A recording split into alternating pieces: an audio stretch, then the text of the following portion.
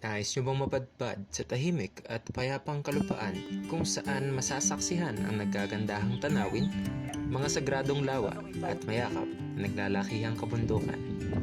Ako nga pala si Echo at samahan nyo akong lakbayin ang 4 na bundok at 4 na lawa sa Kabayan Benguet.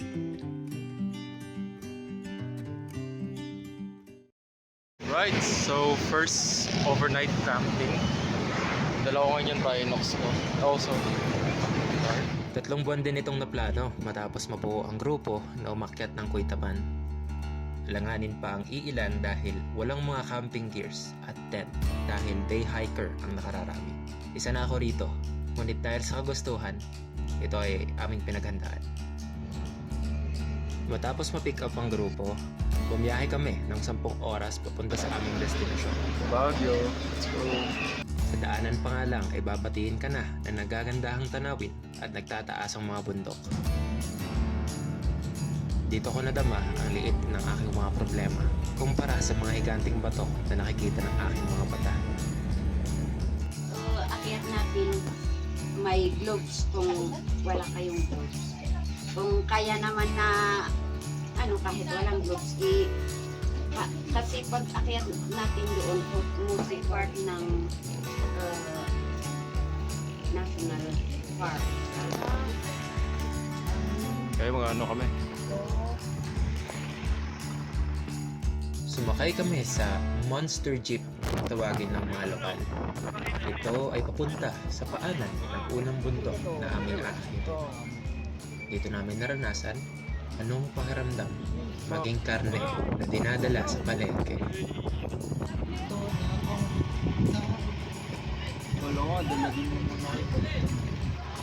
First mountain, Mount Al-An. Ito tayo dadaan. Ano to, pre? Laro tayo Silent Hill dito. Puro Silent Hill. Yun, pre, yung hamog lang yun eh. Kanina ngayon, pre. Wala man. Mamaya yan gabi, pre. Grabe yung sorte dito, guys. Pinakyat namin ang bundok ng Al-Al ng higit kumulang sa kalahating oras. Pagtahak namin sa tuktok, tunig nyo ang hingal, yabag ng aming mga paa at pagod dulot ng matarik at madulas na daanan.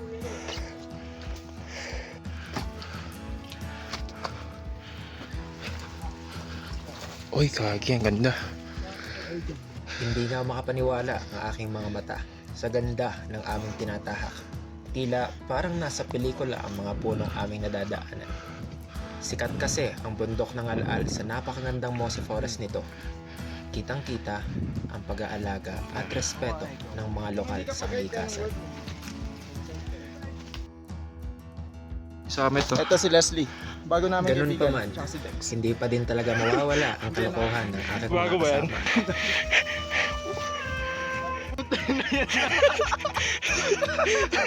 Sigurado ang tawanan pag sila ang iyong makakasama sa daan. Pamsim. Legit. Let's go! Summit na, guys! Diba kakain ko, Dex? Saan po? Sa tuktok na nga kami nagpahinga, Dito yung Mount nagtanghalian Pulag daw. Kaso di kita eh. at kumuha ng mga litrato Hey! Summit! bago Go, bumaba summit! at puntahan ang sumunod na aming destinasyon. Atras pa! Atras pa! Atras pa!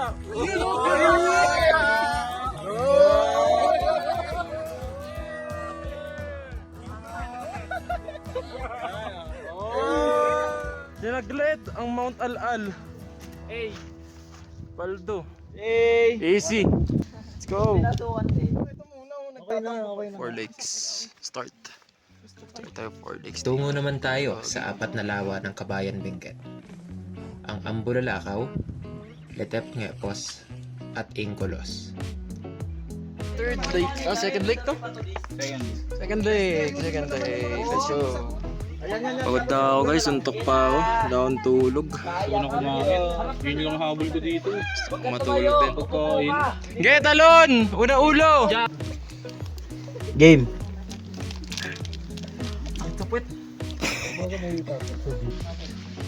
Junior Pulag. Junior Pulag yan? Inkulos. Inkulos.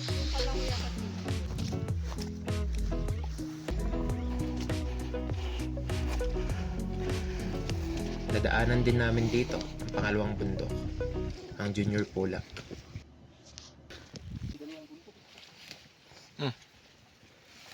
Kid. Rated PG yung content ko man, tas gaganyanin mo. Ba namin Junior Pulag. Kakita mo, nag-ano? Gagi. Hi guys. Isa pa tong isa oh.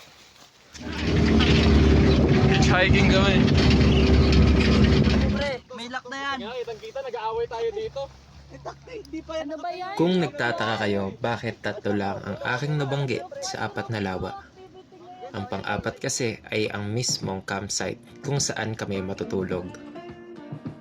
Ang Lake Tabeo nga para sa akin ang pinakamaganda sa 4 sapagkat tanaw mo dito ang pangalawa sa pinakamataas na bundok sa Luzon, ang Bundok Tabayok na aming aakyatin kinabukasan.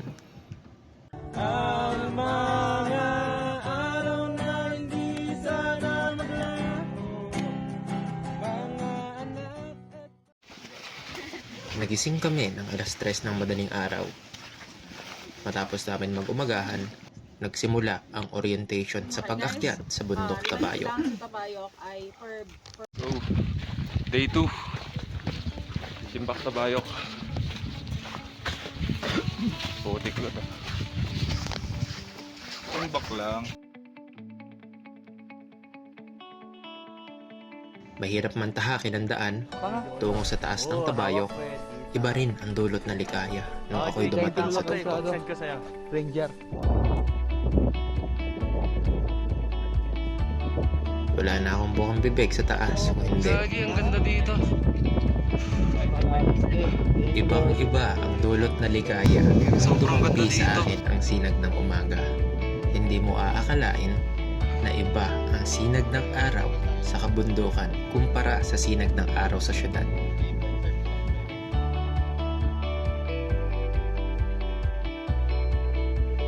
Ito yung halfway.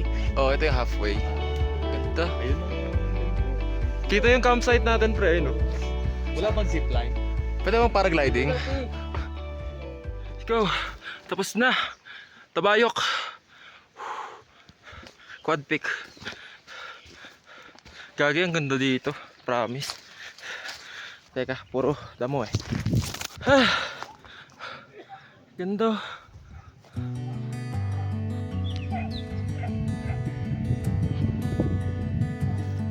Grabe yung view. Ayan oh. Grabe. Sobrang ganda ng view man. Very recommended. Short lang ang mga short lang yung akyat, but the thing is puro uphill. So pagod din. Nakakapagod din siya.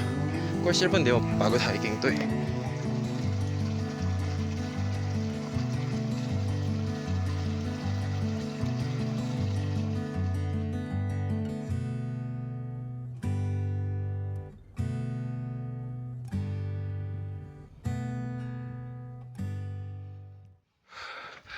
Lamig.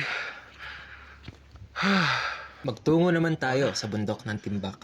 Ito nga pala ang pangatlo sa pinakamataas na bundok sa Luzon. Walk in the park nga ito kung tawagin. Sa dali nitong akyatin, di mo aakalain na maganda ang ibibigay nitong tanawin. Tabayok. Una ako, Dex.